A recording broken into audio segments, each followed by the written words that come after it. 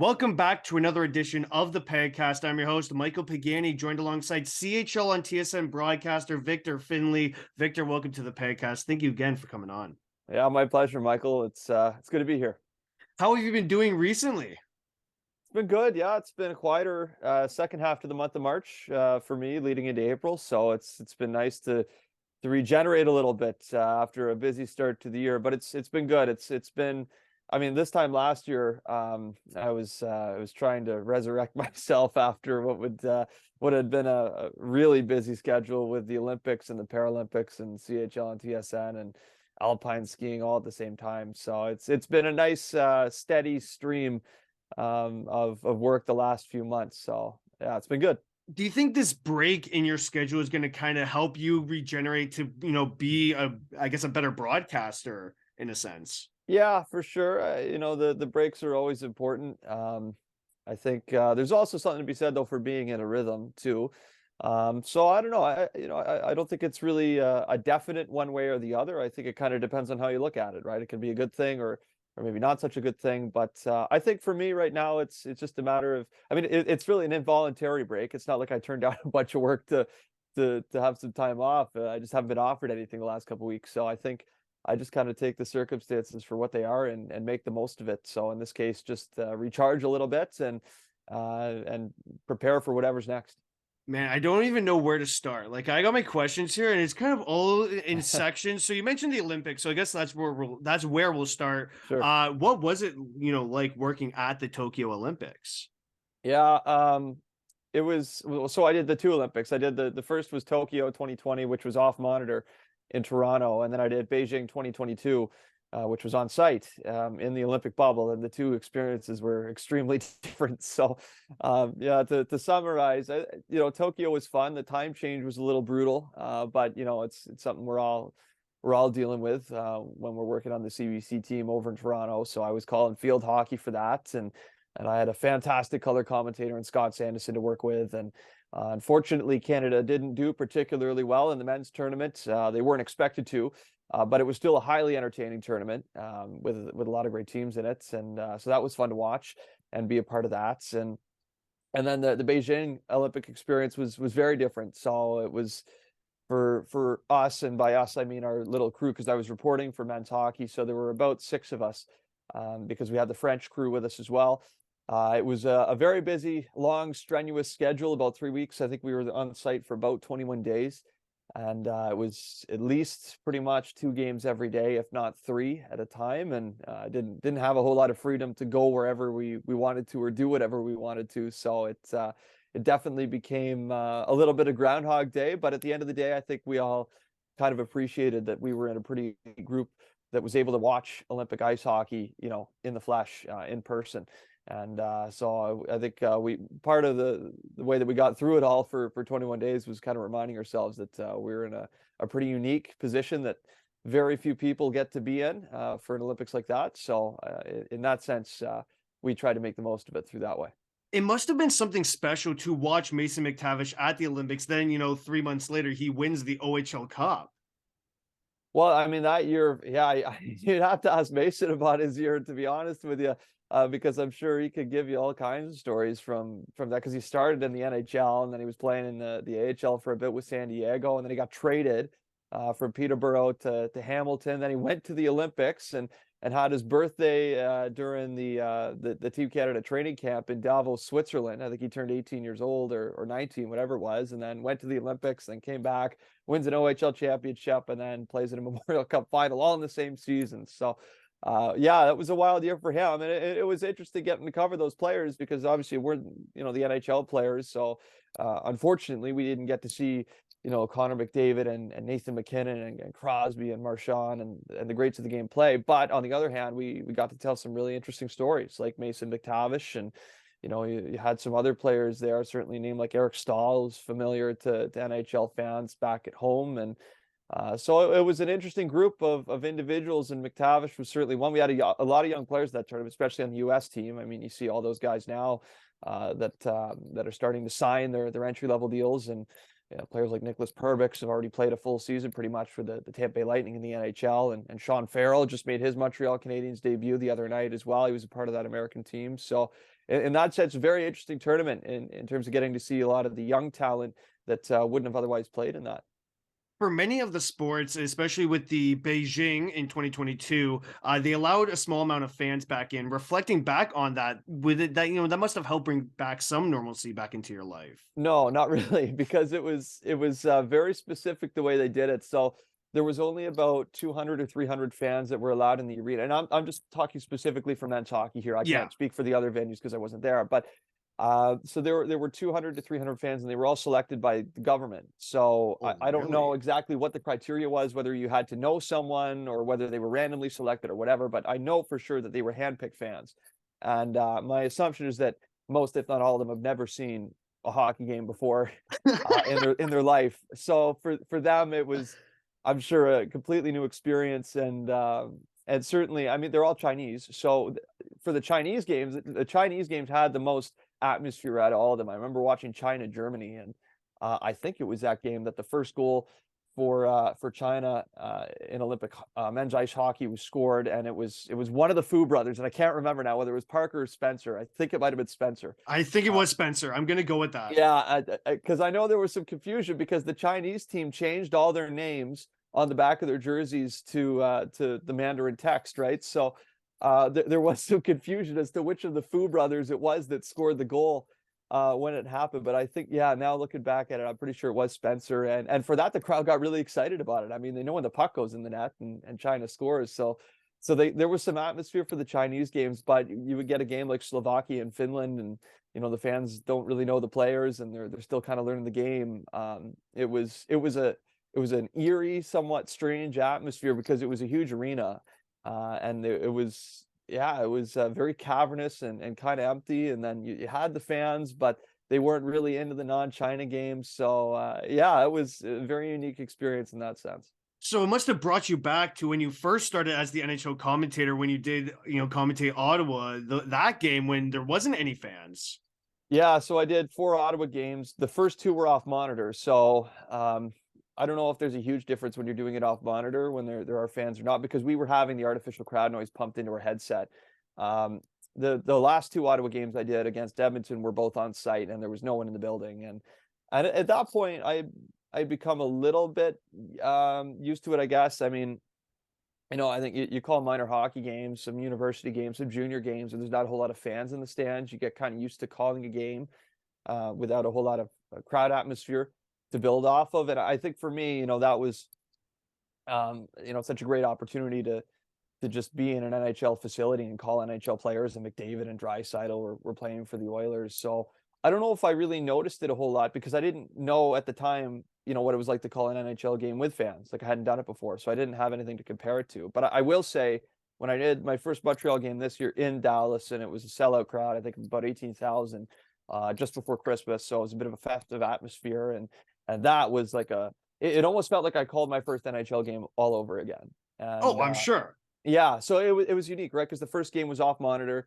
So although it was an NHL game, it didn't really feel any different than what I would do for, say, Champions Hockey League. The Yeah. second or the third game I called was the first one in person, but there was no crowd, but it still felt like a new experience because it was like, oh my gosh, these are the real best players in the world, right in front of me. And then, yeah, I almost did it a third time, right, when I was in Dallas, and then you had the fans and the atmosphere. And yeah, so I think in that sense, I'm pretty sure I'm the only commentator in NHL history to debut having called a game off a monitor from the city that the game wasn't even in. So the first game was Montreal Ottawa, and it was in Montreal, and they flew me out from Toronto to Ottawa to call it off a monitor. So it was not exactly how I dreamt or pictured the first game turning out, but it's made for a unique story. It must have been nice to finally, when you did the Habs and Dallas game, right? It must have been nice to finally not have the artificial crowd noise pumped into your headset. I think they did a great job with it, though. With the artificial crowd noise, whoever was in charge of that, I think, certainly they made the best of it they could. So it was a lot better than having nothing to play off of. But yeah, I mean, there's nothing like a live, real life crowd, and just being able to walk around the building and be at the morning skate and just get a sense, for everything and take it all in. for me made a big difference for sure. That feels normal. Yeah, yeah, it did. It felt like calling, kind of like an OHL game or a university game, just in the sense that I was kind of able to go around and, obviously everything's on a bigger scale. But I've always thought, for me as a commentator, like I don't prepare for NHL games any different than I do junior games um, or university games from kind of like a basic standpoint. I think Yeah. in terms of the storylines are obviously different when we're doing an NHL game for a regional audience. You prepare for that differently than you would a junior game for a national audience, but my mindset in terms of, like I don't do anything radically different in terms of my preparation or my process when I do an NHL game compared to a junior game. So yeah, just being able to go around an NHL facility and, kind of have that familiarity of going through a game day routine like I would with university or junior was nice for sure. So you actually mentioned to the class that you were speaking with, last week, that your room at the Olympics was bugged to make sure there wasn't any funny business going on. That must have been something. Like, I would have been nervous, to be honest. We suspected they were bugged. I can't tell you. Allegedly, they were Yeah, bugged. well, I know for sure one of our guys found out that was the case. I don't want to speak too much for him, but yeah, I mean the security there is very tight. There's no question about that.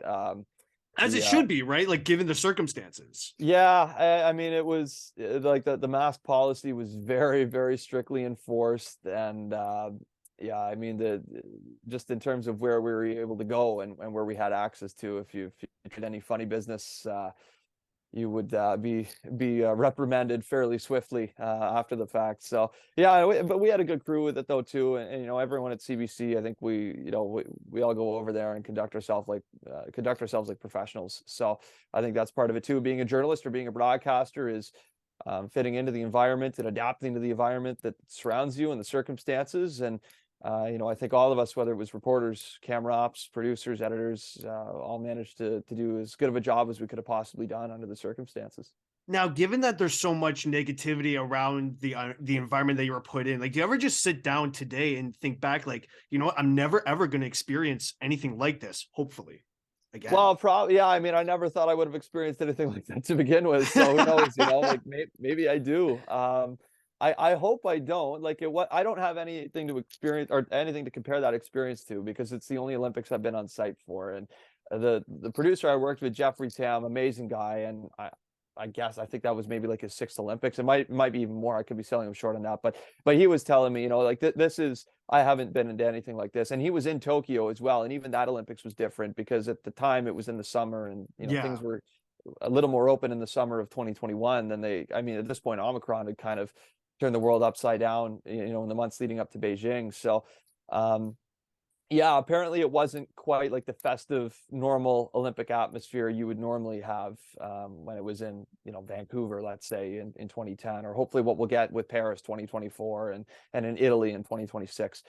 So yeah, I don't really have much to compare it to, but from all I've heard, and certainly in my career, I've never experienced another sporting event that's kind of been under the circumstances that the 2022 Winter Olympics were played out under. What was the quarantine process like? Well, for us, when we got off the airplane, we had to take the COVID test, which was the deep nasal COVID test. So they got up there pretty good, and then when we got back to the hotel, we were required to quarantine in the hotel and wait until that test result came back, presumably negative, which mine was, fortunately, and I got to go out and live as freely as I could under the Beijing Olympic Live as public standards. freely. Yeah, but in the case that you tested positive, which happened to a few of us, not specifically on my crew, but then you would have to quarantine in your hotel room, assuming you were asymptomatic until you tested, I think, negative twice in a row. But if you were symptomatic, they would take you off to an isolation facility, which so actually our crew, on one of the last days, we talked to a guy who was with NBC, who was up doing I think it was bobsled or luge up in the mountains, and he tested positive and was symptomatic when he got there, and for 10 days he was in a very dingy hotel room without any real human contact other than the COVID testers coming in full hazmat suit to shove a swab up his nose. And so for 10 days he said it was really, really difficult. So fortunately, no one I know and myself didn't have to go through that, but Yeah, those conditions were, from what we had heard, tough. You commentated field hockey, like you mentioned. How many weeks in advance did you start your preparation for a sport that you may not know so much about? Yeah, well, going into it, I didn't know anything about field hockey, and my original assignment, actually, assuming, because I was assigned Tokyo 2020 stuff before the pandemic really took a hold, so this was about January 2020, and my original assignment was actually weightlifting, and I think there was a possibility I might have done rock climbing as well. So my actual prep probably started in about February 2020, when I thought I was doing weightlifting, and I just kind of did a basic overview of who the best in the world was and what the weight classes are and just how the sport works. And then obviously, um, I want to say it was April, maybe it was even May, that they pulled the plug on Tokyo 2020 Olympics. So then that kind of blew everything up. And then I found out, I want to say December, maybe January of so either December 2020 or January 2021, that I was doing field hockey. And uh so I just got the call from Ottawa. Actually, you know what? No, that's not right. It was May. It was not, sorry, not May. It was March. It was March of 2021 that I found that I was doing field hockey, because I just finished doing ski jumping world championships for CBC. And that's what I found out. I was doing field hockey, and then I had a couple more Ottawa games in April, so I prepared for those first. But then as soon as the Ottawa games were done against Edmonton in April, that's when I started to dive headfirst into the world of field hockey, and figure out, for starters, what the rules of the sport were, and who the best in the world is, and how the professional domestic leagues work, and how the Olympic tournament works. It was a really long process. And then about so the Olympics started in July, late July, around the 20th. So I would say once we hit Canada Day, that's when I really started to go full throttle with it. And it was like every day, because at that point we were getting rosters too, in terms of who was going to be on the team and who wasn't. So yeah, just learning and absorbing as much as I could. That was one of the longest, most strenuous um, build-ups in terms of preparation that I've ever had, because I was literally starting from square zero. Like, I knew almost nothing about field hockey. Unfortunately, like I said, my color commentator, Scott Sanderson, Olympian, played in Beijing 2008.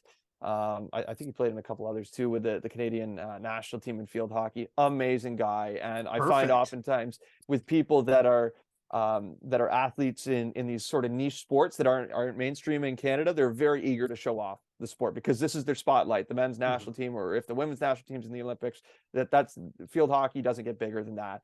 And that'll be their one time, really, that they get the national spotlight. So they're super eager to teach people like me about their sport. And I think when they see that I'm excited about doing it as well, and being part of the process, that only helps. So Scott was a big aid in terms of my preparation as well. So you went to TMU for sport media, which is where I'm at right now. Shout out. What specifically did that program help, provide you so you could launch your career? Wow, that's a tough one to answer, because I mean, it provided a lot. Like, I've been lucky. I've had a lot of really great stops, and met a lot of amazing people along the way to get to where I am today. So, even before TMU, I was a volunteer at Rogers TV Durham, locally in Oshawa, and I was doing camera and replay operation, and just working behind the scenes in the Oshawa Generals broadcast. And you know, uh, amazing crew there. I was there during what I consider to be a golden era of the Oshawa Generals broadcast. We just had a lot of really good people in good positions at the same time, and we had some great shows. And I consider that a huge stepping stone for me. But then, yeah, of course, I got the TMU, and calling what was then the Ryerson Rams men's hockey team games for 3 years was huge in terms of my development as just a pure commentator, and figuring out what works and what doesn't, and how I can improve. And I only called 49 games when I was there, but just over the course of 3 years, and having kind of the support and feedback system I had there, I made pretty large strides in development over the 3 years that I call games there. And then obviously there was the classroom element to it as well, and learning how to manage real life. And I was living for a couple of years there by myself, so just it's different ball game, right? When you're going out and you're doing grocery runs, you're cooking for yourself, you're figuring out how you're going to prep for the next game, and you've got an assignment or a test coming up, or midterms. whatever it is. So there's a lot to handle there. So yeah, I mean, that's kind of the first foray into real life experience, and it certainly did a lot for me in a lot of different ways being a student there. Were there other universities you considered? If not, like what was so enticing about TMU? I had looked at the States, and then I saw what the price was for international students, and that Yeah, killed no that pretty go. quickly. Yeah, yeah. So that wasn't going to work. So really, it came down to two for me, and that was Niagara College and obviously TMU. And so I went down to Niagara College's orientation and everything. I got in if I wanted to accept it, and I had a couple friends there too, that went in what would have been my first year there, and they've come out and had really good careers, more so behind the scenes.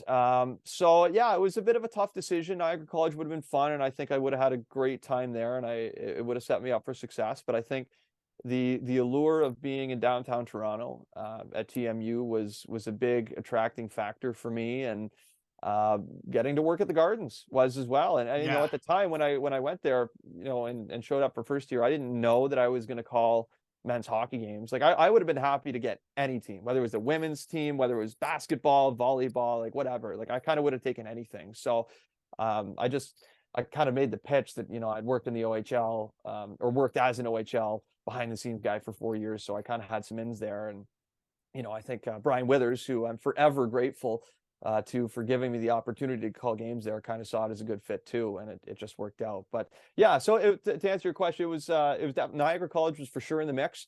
I think there's a lot of really good programs all over the country, but I think especially here in Ontario, there's some great choices. But ultimately, being downtown and having the opportunity to work, you know, as close as I ended up working with the Ryerson Rams or TMU Bold athletic programs was a big, large determining factor for me. You're such a huge fan of U Sports hockey. Like, why do you like the game so much? Well, I like it because it's underrated, it's undercovered, and for a lot of these kids, well, and it's not just hockey. Like you can apply this to pretty much any university sport under the U Sports umbrella. It's more a little bit about passion and love for the game. Because let's take men's hockey specifically, you know, just because that's the sport that I was the closest involved in. You know, you get a lot of high-end players. The hockey's great. Like I think everyone that's seen a U Sports hockey game would agree with that. But you get a lot of guys who maybe thrive a little bit more. The rules change now because the pressure's off a little bit. And you know, just like it was for me going to university as a broadcaster for the first time, it was kind of my first, like I said, real life experience dose. And for a lot of these players, it is too, because for years they've been living in billet families. You know, they've been getting watched by scouts every night in junior, whatever that league, whatever team they played for. And now they go to university, and now they've got to balance more studies. A lot of times they're either living by themselves or with teammates as well, and they don't have billet families anymore. So it's been really cool for me over the years to see how guys have kind of matured from just being hockey players and that's all they've known to really finding who they are outside the game. And you know, some of my favorite U Sports hockey players of all time, I think about Nathan Charlitti, who is, you know, an excellent OHL defenseman in his time with Sarnia and Sound. He's a doctor now, and seeing him go through that process when he played at St. FX and McGill, and getting to know him a little bit through that was really cool. And you know, I'm still friends with some guys now that are lawyers. There's players that have their own clothing companies now. They're entrepreneurs.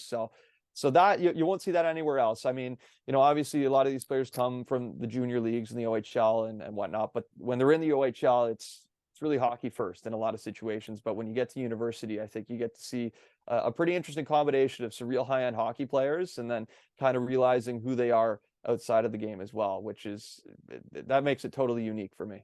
To see Gardner McDougall win his 5th U Sports championship, I mean, it must be cool because UNB is basically building a dynasty right now.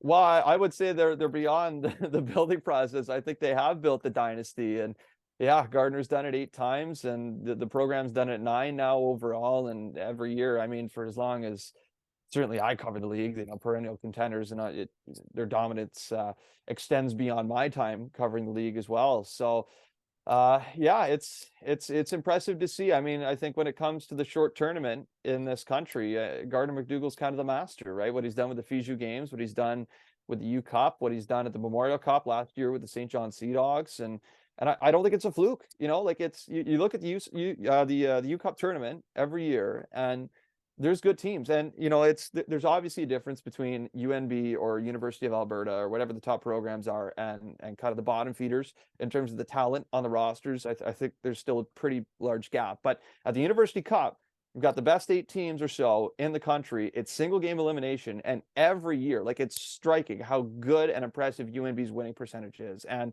they get a team like Alberta in the final, like they did. They beat them 3-0. Like, UNB is not that much better on paper than the Alberta Golden Bears are. Like, those two teams are stacked with WHL players, OHL players, QMJHL players, whatever it is. Like, these are great teams, and UNB still seem to find a way to win, at least in recent years, on a more consistent basis than anyone else in university hockey, U Sports hockey has done. So it's been real impressive from my perspective to see. Being a former student at TMU, does it like make you happy at all to see that the men's hockey team is hosting nationals next year? Yeah, it does. It does. And just at the Gardens, when I was a student, we had the Final Eight men's basketball tournament, and that was my first year there. And I just went as a student, and that was awesome. I'll never forget that. It was great. Like, the atmosphere was buzzing. They took out the ice and put in the court, so we had a really good crowd for most of the games. And yeah, I remember University of Ottawa and then Carleton Ravens dominant basketball dynasty they've had there. And I'll never forget watching some of those games. And then we had women's nationals for volleyball, which unfortunately I wasn't there for because I was on the road doing the University Cup at the time. But that, I heard, was a really good event for them too. So I think it's great to see the men's hockey tournament come back to where it had been held for years. I think this is the first time since 1994. And there have been some great tournaments, some great university hockey teams that have come through the corridors of Maple Leaf Gardens decades ago. So I think it'll be great to have it back. There's great alumni bases in Toronto for just about every school in Canada from coast to coast. So I think no matter who's in for the final 8 teams, I think there's strong alumni connections there to have downtown. So I think it'll be a great event. I can't wait to be there and see some of the games for myself. So you've done CHL work with multiple teams, Steelheads, Pete's, the Generals, and even now with TSN. But talking with the Steelheads, how did you earn that first opportunity to be an OHL broadcaster? Well, like I said, I was volunteer with Rogers TV Durham. So the first time I ever actually got to be on air for an OHL broadcast was doing a Generals game, and I was a rinkside reporter. And I think that was probably my first year of university when I was still volunteering at the time. I got the opportunity to do that. So that was the first time I was on as just an on-air talent for OHL. But the first play-by-play position I got in the OHL was in my last year of university. And Rob Snook, who is a great friend of mine, fantastic guy. He's at the time was calling games for the Peterborough Petes on radio, and he needed someone to fill in. They were on a road trip to Erie.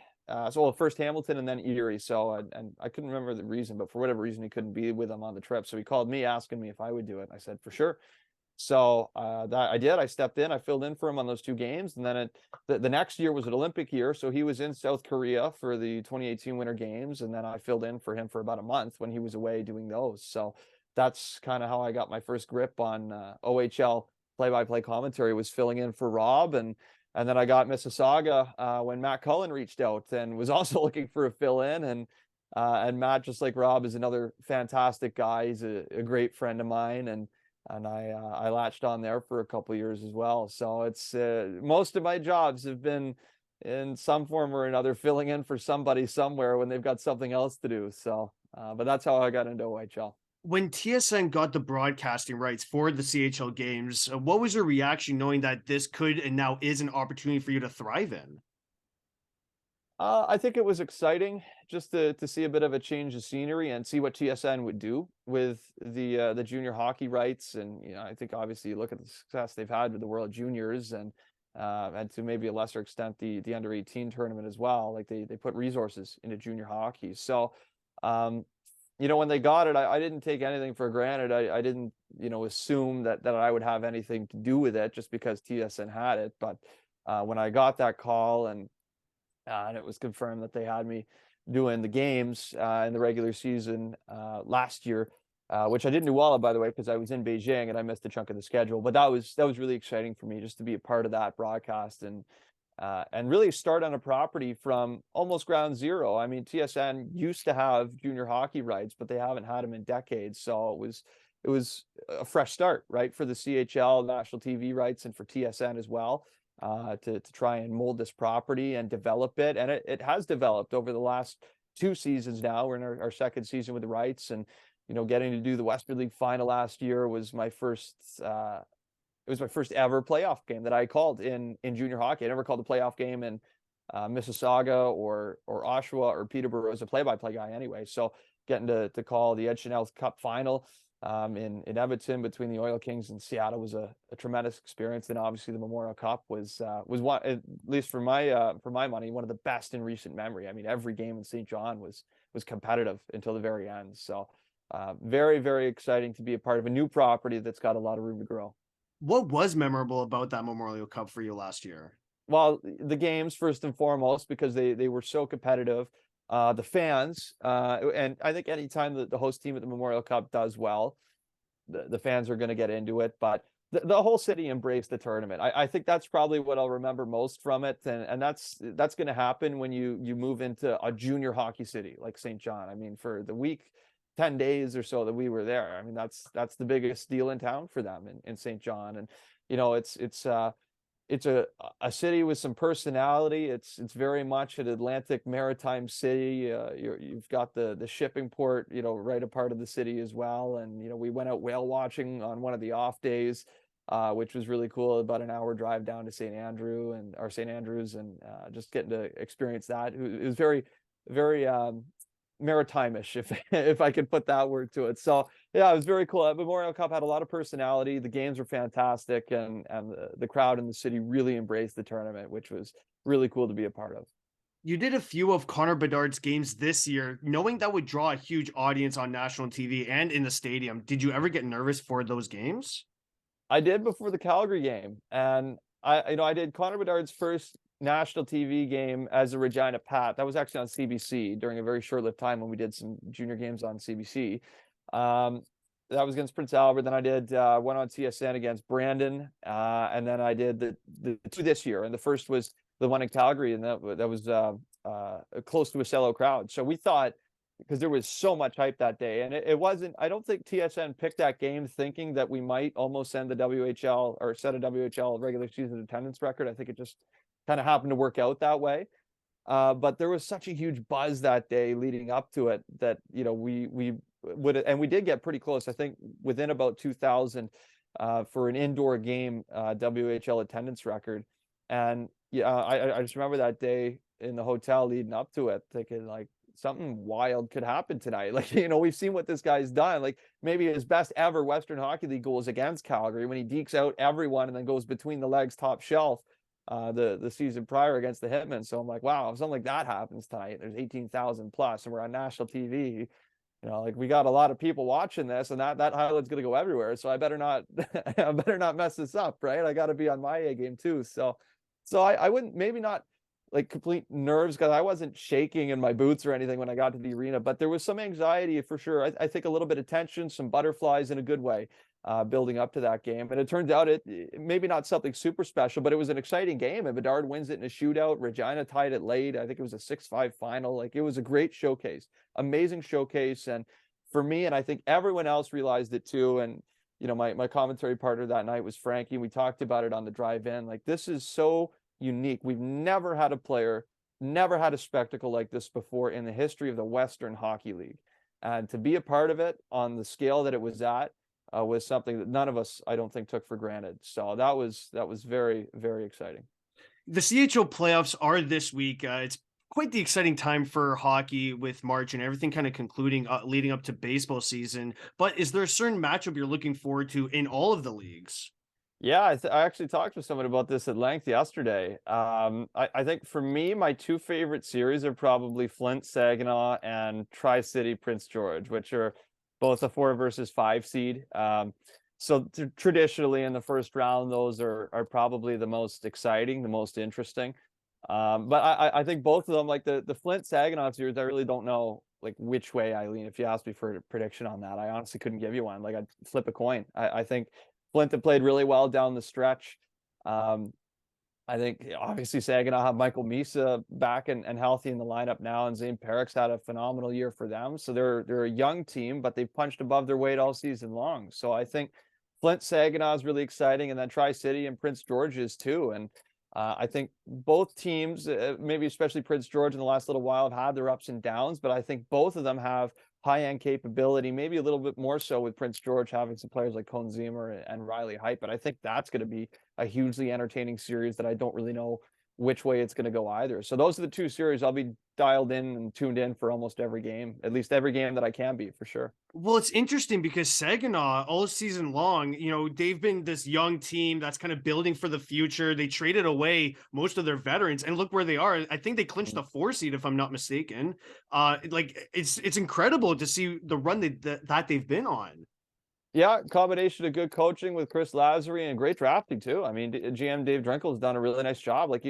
Zane Perrick, I think he was the first round pick, but I don't think he wasn't, one of the first players taken in that draft at all. And he comes out and, smashes the league with 20 plus goals as a defenseman. So to get that kind of value out of a player like that is terrific. So Saginaw's been a team that's, I heard at the start of the year they thought they were going to be really good, and honestly I was a little skeptical of it, but they came out and they were exactly the type of team that they said they were going to be. And it hurt for sure to trade away Pavel Mintyukov to the Ottawa 67s, but I think when you look where that team is with the Memorial Cup bid in the mix and trying to be good for next year especially, and then even the year after that too, when you got Michael Misa in his draft eligible season, it's certainly understandable, but really impressive to see what they've done with the resources and what they've got with this team right now. And it seems like Hunter Height finally found his game. He was slow to start with Barrie, gets traded to Saginaw, and he's fit in perfectly. Yeah, I think that was a tough trade for Barrie. I don't think they really wanted to do it, but the offer, I think, with the amount of picks they got was just too enticing. And the second I saw the trade, I'm like, I love this for Saginaw. I mean, you've got a really talented center that's going to be top 6 center for sure right away, and obviously next year for them as well. He's a talented player, and he's going to get lots of opportunity to play and find himself as a player in Saginaw, and he's done just that. So I think they gave up a number of picks, fair amount of picks to get it done, but for a team that wants to be a surefire contender next year and the year after, I think the Hunter Height trade was an excellent one for them. So you've obviously commentated in all 3 CHL leagues. What do you find is the biggest difference between the 3?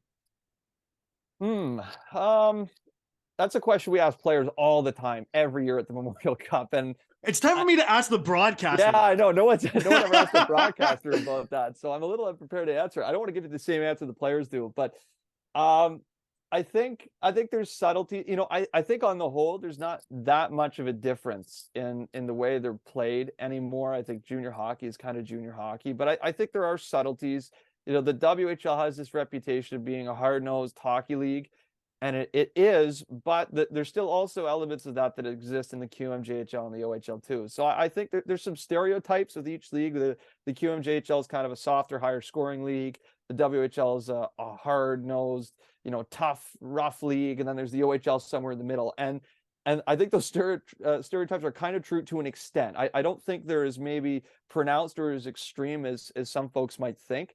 But I think the biggest differences lie more so in the way teams are coached and the way they're built, rather than what the league kind of is as a whole. Like, for example, I think in the WHL, the Red Deer Rebels are a prototypical WHL team this year. Like, they're rough, they're hard to play against.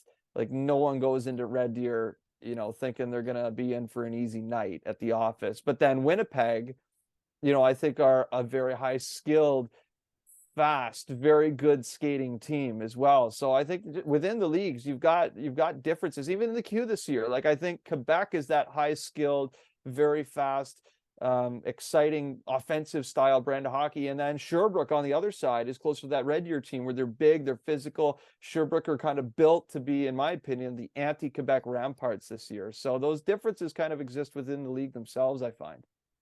So you also mentioned doing Champions Hockey League, which it's not really covered this well in Canada. What was that experience like for you broadcasting the Champions Hockey League on TSN? Well, it's been 5 years now, and we didn't have 2 years ago because of the pandemic. That year got eliminated, unfortunately. But it's been nice to get back and do it the last 2 years. And the first year I did it, just great opportunity to dive into European hockey and see some of the best European hockey clubs. I think outside of Mississauga and Peterborough, Frölunda might be the team that I've called the third most games for, because they're good every year in the Champions League. And they won it my first 2 years calling Champions Hockey League tournaments. And just like I said, a great opportunity to open up the hockey world a little bit for me and dive into teams from Czechia, Sweden, Finland. Last year we had a team from France in Rouen. So getting to see how they match up against one of the best teams in Finland and Tappara. So really exciting opportunity to discover a new side of the hockey world. And I've always had a soft spot and a great interest for international hockey, because I do find you can see how culture is reflected in the way that the game is played. And there's certainly differences with the way that the European teams are set up in each league. And that's really exciting for me to get to call those games, even though they're off monitor and I'm thousands of kilometers away. It's still a great gateway into the international game for me. So it's been a lot of fun doing those games. Do you think the NHL should adopt relegation? I'd love to see it. It'd be hilarious. I mean, it's not going to happen. It's not going to No, happen. it's never going to happen. No, of course not. It would be a nightmare for the NHL if a team ever, like the Chicago Blackhawks or the Toronto Maple Leafs, ever got relegated. But it's, you look at Sweden. I mean, Brynäs just got relegated. That's what I'm trying to bring up. Like, what are their top teams? Right now, you've got Brynäs. I don't think they've ever been relegated out of the league. Maybe like not since the 70s or something ridiculous. It's been a while. Right, Djurgården is down. Hove, Jönköping, or HV71. They're back now, but they were relegated a couple years back. Modo, the team that produced Naslund and the Sedin twins, have been in the Allsvenskan, which is the division below the Swedish league, for years. They've got a good shot to try and get back up to the top league this year. But it's crazy. Like, there's no tanking in Sweden. You want to take tanking off the table? Yeah, put relegation on it. But no, it would never happen in the NHL. But it's one of the things that makes European leagues like Sweden, they have it now in Germany and Switzerland, as unique as they are. And it's interesting to watch those battles among the bottom teams in the league are among the most interesting towards the end of the year. No, so you mentioned that you're thousands of kilometers away. Do you find it hard to keep up with what's happening in the Champions League? Not so much. We don't take the CHL games or the Champions League games. We also call it CHL. So yeah, I do. We have two CHL properties at TSN, Champions League and the Canadian Hockey League. But we only take those Champions League games at the quarters. So you've got 8 teams, which isn't a ton to keep track of. At the start of the year, I think there was 32 teams in the Champions Hockey League. So if I had 32 teams to keep tabs on, that would be a much more daunting, challenging prospect. But it's still, don't get me wrong, it's still a lot of preparation trying to get up to speed with 8 different teams. But it does become that's kind of like right on the threshold of manageable. I think once you get to 10 or more, then it becomes a real challenge. But and especially too, like I said, it's pretty much Frölunda. Most years you'll get a team like Skellefteå that had a couple years prior to as well. So half the teams seems like every year in the quarters are Swedish. So when you get Frölunda one year and you get them again the next year, there's obviously already a level of familiarity there. You're pretty good with these Swedish pronunciations. You ever take a Swedish class before? I actually speak Swedish, yeah. So really? Yeah, no way. Yeah, no, that's so yeah, jag talar lite svenska, men det är inte perfekt, men jag försöker. So yeah, I can pronounce the names and the city names without issue now. So that's wicked. Okay, well, that's something that I didn't know about. Yeah. Getting back on the CHL, Canadian Hockey League track here. You've commented U Sports. So when you're broadcasting these stars, it must feel nice to see them before they kind of graduate, fully develop into, potentially going to U Sports. Yeah, that's always cool to see too. Like I mentioned with U Sports, I've enjoyed the process of watching some of these young guys come in and find who they are as adults in the real world, so to speak, and find some other career paths. And I think at the CHL, you see that to an extent as well. It's certainly different, but there's a big difference between when a player comes in as a 16-year-old and when they exit the league as an overage, or even in a case like Connor Bedard, where he's been in the league for 3 years and he's going to go in the draft first overall. And and then realized his dream of playing in the National Hockey League in less than a year's time. So that's always exciting too. And yeah, getting to see how players develop, and I've always been interested in the communities in junior hockey too, right? And I think Shawinigan last year in the Memorial Cup was a great example of that, getting to see those fans and how much that the junior hockey means to that community. And I think as being a GTA guy, like obviously, so I'm kind of on the outskirts in Oshawa. So the Oshawa Generals are huge in Oshawa. So I understand it to an extent, but I think when you get out to those markets like Prince Albert, Prince George or Rimouski, you know, and that is really the biggest attraction in town. It's really cool for me to get to discover a little bit, almost in a similar sense as to what I get to learn about European hockey when I do Champions Hockey League. But you learn a lot about the community and what exactly those teams mean to those people. Well, with Hamilton moving, like it's crazy to think because they've received so much support in the first Ontario Center. Like, honestly, I don't even know if they'll get an OHL team again. Well, it's unfortunate. Yeah, I wish things had turned out better there. And, I think at the end of the day, if they get a renovated arena and they come back to Hamilton, I think it'll be a good situation, assuming it goes the way that, theoretically it should according to the plan. But I think Brantford are going to be thrilled to have a team like that too. And I absolutely think those fans are 100% going to get behind that group. And Hamilton's already got a pretty decent team this year. They were better than I thought they would be after reloading from a Memorial Cup OHL final run, and they'll take a step forward next year. And it'll be exciting to see, what a player like Nick Lardis is able to do in that lineup with that roster in the years to come. So they could very well be competitive in Brantford as well. That wouldn't shock me at all. But it is unfortunate because I know their owner Michael Andlauer has meant so much to hockey in Hamilton, whether it was the Bulldogs AHL team with the Montreal affiliation or the Bulldogs now bringing them in from Belleville where they were the Bulls. So yeah, a bit of an unfortunate situation, honestly, from my perspective, but at the same time, I'm glad that they're at least going to a market in Brantford where I think they're going to be very well received. Well, they've already received so much support. Like the deposits for the fans I'm pretty sure already sold out. They sold out like 24 hours. So it's great to see that, there already is that established fan support. But, for a guy like me, I'm from Burlington, so outside the GTA, and Hamilton was only just 25 minutes away. And it just sucks because the nearest, OHL team's Mississauga or it's Brantford. So for me to get my lick of OHL hockey, if I want to go as a fan, it's going to be a tough trip down. Yeah, well, you saw in the Western League, or not the Western, the OHL final a year ago, Hamilton Windsor, like that building when it's sold out, it's incredible, right? Like, it was electric. Atmospheres. Yeah, were you there? Yes. Yep. Yeah, like that's got to be one of the best atmospheres in OHL hockey when the Bulldogs are competitive and they got a great team and they're going on a deep run like they were. So it's it's for the fans. I feel really bad for that situation because I think that the team deserved to be treated a little better after the run they gave that city. So. Do you have any crazy stories about being a broadcaster? Well, yeah, I've got a few. I've got a few for sure. I mean, it's honestly, it's kind of tough to remember them all.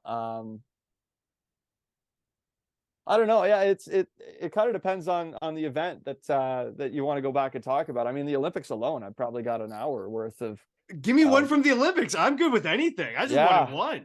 Yeah. Let's see. There's a lot from the Olympics. I think just getting there is a story in itself. The hoops I had to jump through because I was a late assignment. I was originally going to be doing alpine skiing off monitors, so they told me a couple of weeks beforehand. They offered me a chance to go, and I said yes. So I had to get a bunch of vaccinations. I got like 6 of them because I was vaccinated for COVID, but to get into China, you need like your yellow fever, typhoid, tetanus, whatever shot it was, right? Got like 3 vaccines loaded up in either arm, and gotta make sure this is done on the same day, basically. Because I got them all done on the same day. I got and then for like 24 hours, I couldn't move either of my arms because I had 3 vaccinations shot into either side. So I got just getting the paperwork done was a real adventure. And then on the flight over, I ended up going a day early to Montreal because there was a snowstorm that threatened the status of my flight from Toronto to Paris. And if I missed the flight from Toronto to Paris, like we were in big trouble because I would have had to have gone through the entire process of going through the paperwork and everything all over again. So that would have been a disaster. Would have delayed my arrival by days. So they sent me a day out early to fly to Montreal to avoid the snowstorm. So I had almost no time to pack. I had a checklist, so I just threw everything. And this is the first ever international connecting flight I had taken. I've taken connections domestically. Yeah. So I thought because it was international and because the last flight in particular was a charter flight from Paris to Beijing, that I would get my checked baggage in Montreal or something. So I didn't really care about what was in carry-on and what was in checked. I just kind of threw it all in. So and then I found out, no, my checked is going straight to Beijing. So like, okay, whatever. So I didn't think it was a massive deal. But then on the flight from Montreal to Paris, I realized my glasses case was in my checked baggage. So I was like going to sleep and I didn't really know what to do with my glasses. So I'm like, well, I guess I'll just leave them on and go to sleep. So I go to sleep and I wake up and I got no glasses. They're not on my face. I'm like, well, okay, this isn't good. So I spent like 20 minutes looking like all over the floor, like trying to find out where my glasses were. Couldn't find them. So toward the end of the flight attendant comes through. He's got a pair of glasses in his hand. I'm like, oh my God, amazing. We're good to go. These are my glasses. And he unfolds his hand and they're broken right down the middle. I'm like, oh my gosh. So that's not ideal. So I got no glasses. I'm on this flight to Paris. I got a travel partner with me who had come from Edmonton. Awesome guy. I'm like, okay, no worries. I'll just follow him. And by the way, I've got contacts, but they're also in my checked baggage. So that's not an option either. So and for me, it's like long sight. So anything close, like I can see no problem without glasses. But if I have to like read a sign that's like more than 15 feet away, I'm in trouble. So whatever, I'll just stick with him in Charles de Gaulle Airport, which is notoriously one of the most confusing layouts on the planet. And when we get off the airplane, they shove us into these little trams that take us to whatever the departure gate or wherever it is. And like there was no social distancing being recognized whatsoever on these things. Just did not exist. Yeah, they shove us in like sardines, and I'm the last guy in, and they cut it off between my travel partner and I. So I'm looking out the door, and there's my travel partner waiting for the next tram, and they got me stuck in this one with everyone else. I'm like, great, now I got no vision, and I got no one to tag along with. So I spent the next maybe 30 minutes just wandering around because it's an Olympic charter flight. It's not on like the big flight board. So I don't know what gate I'm going to. And I'm just wandering around. I got no cell service because I got a Chinese SIM card in my cell phone. So it's not like I can call them or like Google where I'm supposed to go or anything. So I got no phone. I'm just going off instinct. And by some miracle, I see my travel partner in like the last guy in the line for security. I'm like, oh my gosh, this has to be it. So I went up and I saw him, and sure enough, like it was the biggest fluke ever. That because there's like I don't know how many terminals in Charles de Gaulle, but I just went to whatever one, and I happened to see my travel partner there waiting in line. So of course I met up with him there, and then the rest of it was fine. But when we got to Beijing, what they actually did, and we had our little CBC compound at the International Broadcast Center, and God bless them, amazing people over there. Judy Dine was our travel coordinator, and she took care of a lot of us in terms of getting over there. But they super glued my glasses right down the middle. So for the majority of the Olympics, I had like these broken pair of glasses, but the super glue worked great. It worked fantastic. So I just rolled with it anyway, and I got a new pair now. But yeah, I did most of the Olympics with a broken pair of glasses, and that's why. So it's a bit of a long story, but one of the crazier ones for my broadcasting career. Because honestly, once I was separated from my travel partner, I was thinking I might never make it to Beijing. Yeah, exactly. We might, have to redo the paperwork. It felt like.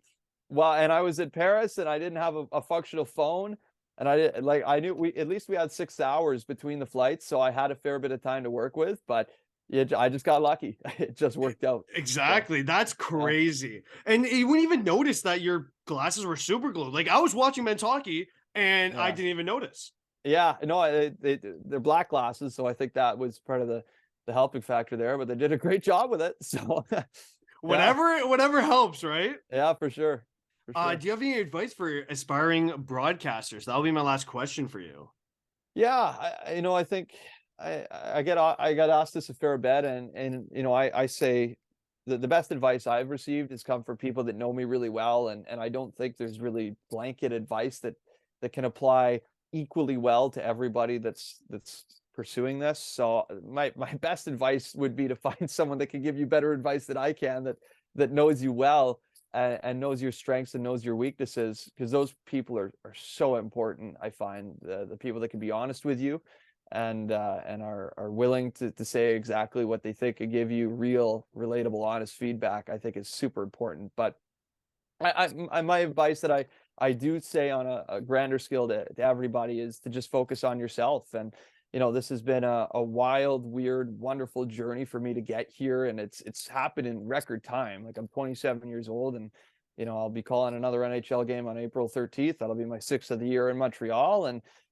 for someone my age to be doing this in Canada is relatively unheard of. So I wouldn't compare my journey to anyone else's, and I don't think you should compare your journey to anyone else's either. And I think it's super important to just focus on yourself, and just because you're not at a certain level that someone else is at their point in the career, or their point in at a certain point in their life compared to yours, doesn't mean you're a failure. It doesn't mean that you've fallen short.